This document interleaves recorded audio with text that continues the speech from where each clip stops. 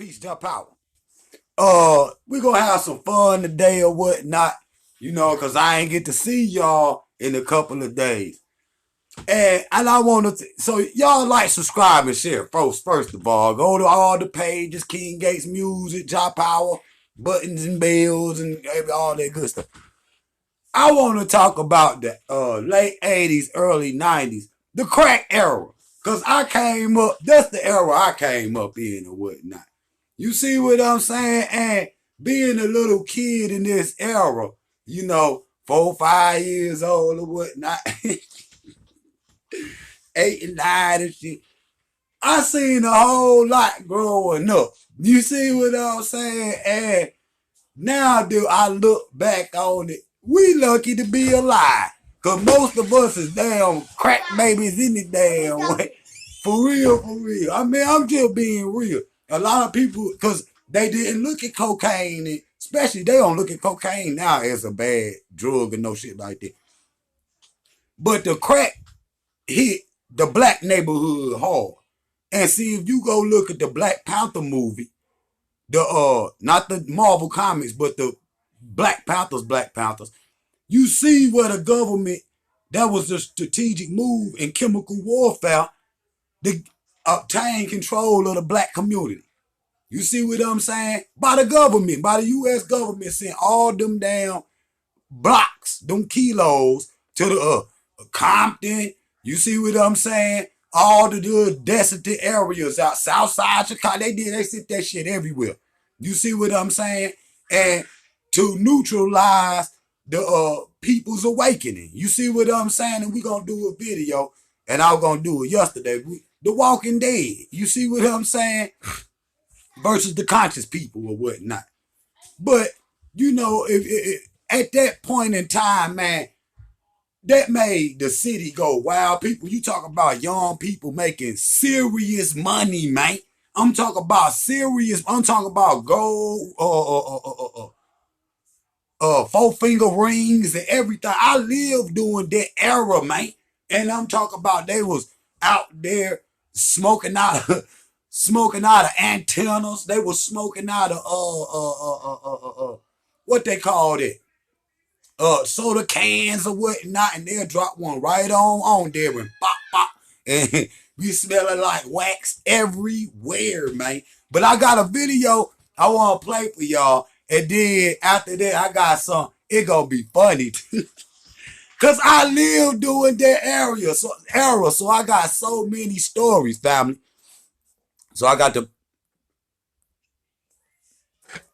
smalling this up. Why is this so damn big? See if I can make this smaller. There we go. Okay, I'm learning. I'm learning, family. I got y'all know I'm just not learning these programs or whatnot. But I want to play this video for y'all. Cause like I said, this is my era right here. So I'll play this and I'll be right back. Has been in office 7 months when he addresses the nation live on TV. This is crack cocaine. It's as innocent looking as candy, but it's turning our cities into battle zones. In the early 90s, the flow of cocaine coming into LA via Mexico has made the city the center of the crack cocaine epidemic. Battles over the crack trade turned the streets into a war zone. LA County sees over 2,500 murders in 1992, over 7 a day. In charge of stopping the violence, Daryl Gates, LA's hard as nails top cop. We have a war, a shooting war, not in the Middle East right now. We have it on the streets of every major city in this country. And you know who's feeding and supporting the enemy? The casual drug user. Gates creates an elite paramilitary unit he calls Community Resources Against Street Hoodlums, or CRASH. Gates launches raids with military names like Operation Hammer.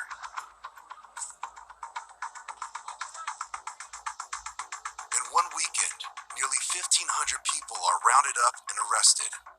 Dozens of officers raid apartment buildings, punching in walls, even leaving their own graffiti on the sides of buildings.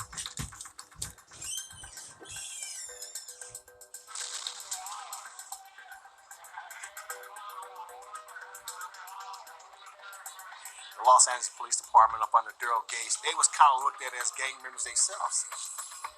I mean, it's like, man, they was untouchables. The story of the militarization of American policing begins in many ways in Los Angeles. That is the first police department to start incorporating the methods of counterinsurgency from America's foreign wars directly into policing. The police were being told for now 20 years that they were fighting a war, that more and more of the public was the enemy, and thus war is the appropriate set of methodology. The country was given a choice, and what happened was it doubled down on the war on drugs.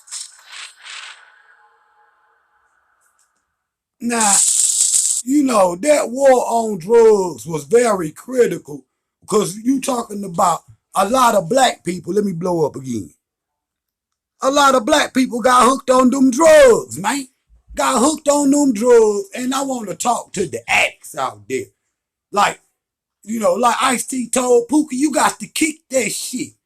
You got, because a lot of y'all out here, even though, because they always keep one, a war on some drugs, and they always keep one out here for you to get latch on to get hooked on. Now, it was, my day was crack, because I come from the 80s. The early 80s and the late 80s, early 90s or whatnot. And at that time, it was crack. You see what I'm saying? Coke. You see what I'm saying? And then, you know, in the early 80s, you know, that's their, so heroin. And y'all back out, they got it right back out here. Got all y'all walking around smelling like pills, burnt pills and shit. You see what I'm saying? You goofy. You don't see the reason why I'm doing this video. So you can see the reflection of a society doing drugs. I mean, real drugs, not no little, I'm talking about, man, listen, man, people was losing their house, man, period. Losing their house, their cars, babies running in the street with papas on. You see what I'm saying? Because the mama in the house sleep cracked out or whatnot, staring at the walls. You see what I'm saying? And I'm talking about family. We was one day on the block or whatnot. And this, maybe 95. Yeah, about 95. We on the block. I seen the crackhead drop this little rock or whatnot. And I'm talking about we outside, so it's a whole bunch of little pebbles and, you know. And so he was on the ground, in the ground like this, looking for that little rock. And guess what? The crackhead found it too. And all them little pebbles and shit all on the ground in the street. He found a little dime or some shit like that. And it took him about 10 minutes, but he found it. You see what I'm saying? But that goes to show. So, cause he could have went and bought him another piece. But the man, the drug got so much power on him, he probably would have been out there for 2 days trying to look for that one, you know. And then the women was out here prostituting, and they still doing it today. Not as bad as they were then, of course, but they still doing it because of this heroin and meth and crank and all that goofy ass shit y'all out there taking, man. And then y'all get on that, and then you wonder why you look like Skeletor or whatnot. You look like Skeletor. You see what I'm saying? You walking around out here all bony teeth, all chipped out, looking like the Crypt Keeper. You see what I'm saying? Because you want to sit out here and be out here on this meth. But that's what people was doing back in the 80s. They always keep, you know, something out here for the public to latch on to. They could have been shut down the damn drugs. You look at Griselda Blanco. What's that movie? What's that Cocaine Cowboy? Who bringing it in? Okay, then, because don't know black people on no planes. It's all them little goofy Indians and them Tom who's bringing that into America. And they thought it was just, oh, the little monkeys talking about the black people or whatnot, gonna get hooked on it, and they just gonna go to killing themselves. Like the movie Clockers. Go watch the movie Clockers and shit. And my man gets shot up at the front. standing in front of his restaurant and whatnot. And the police pull up like, you see what I'm saying? They don't put this in the hood. They ain't gonna do nothing but kill each other up. That's what the police were saying. But he was also insinuating that he really knew who black people really is, even though black people don't know who they really is. I should post it. But go look at that movie Clockers and go look at how they talking. They know we the ancient Egyptians, bro. They know that. You don't. He immediately said Nubia. Talk about Nubia and Egypt and shit. As soon as he walked up on that dead body. You understand what I'm saying? Because they know who we is and we don't. That's how, see, if you don't got no attachment to your history, you will follow anything, man. But see, when you got a attachment to your history and know who you really is, you will never do no damn real drugs, man. Be out here sniffing and snooting like some little crack. Hey, y'all on Dead President and Lorenz Tate, Curly, and then the little white boy was in the back seat and they were riding. You see what I'm saying? Curly and Lorenz Tate blazing one and whatnot, drinking on some little vodka. And the little crackhead in the back talking about he lighting up some crank or something. Talking about y'all want to hit that, y'all want to hit this. And Lorenz Tate look back like, fuck out my face with that shit. And see, that's how I am with that shit. You get the fuck away from me with that goofy ass. Because you lacking. You supposed to be a soldier in the war, and you out here lacking sleep because you leaned over like this on some drugs. Man, I seen people, yo, like how they be on deck K2. You see what you can't be around it. Like they be on that K2. Niggas be leaning like the Eiffel Tower, leaning this way, leaning forward or whatnot. And then, you know, even when it come down to like lean and shit, you see what I'm saying? You look like a goblin, my nigga. You see what you could do? Yeah, the cool crowd do drugs. Now they told us all that cocaine and all that damn heroin and all that crazy shit. That was a rich white man drug. That's what we used to call it. So, because back in the day, the real black people, all we ever did was smoke weed and drink beer. Nigga, go to the liquor store, let's get her.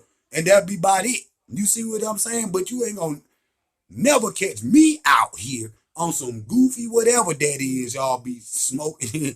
Because, I mean, I laugh, but a lot of people in my family that had problems with drugs. You see what I'm saying? That just can't get off it. You just can't get off it. You see what I'm saying? Looking all goofy or whatnot.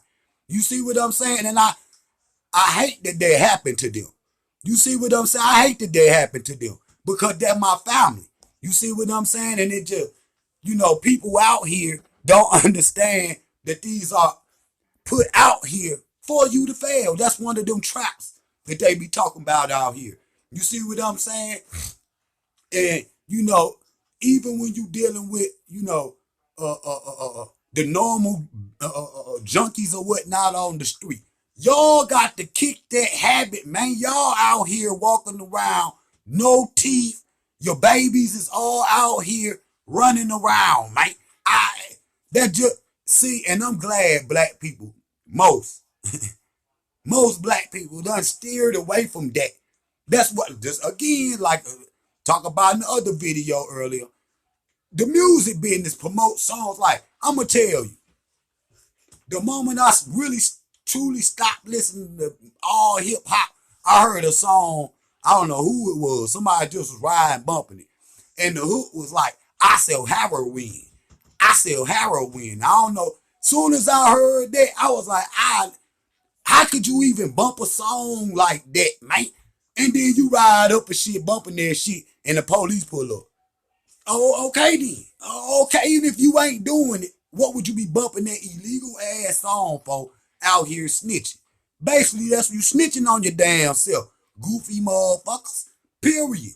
So I don't want to hear nothing about no dope and none of that shit, because I come from that area, and black people don't make no sense to be getting hooked on no drugs in no 2020. Job power, family. I'll be right back. Okay.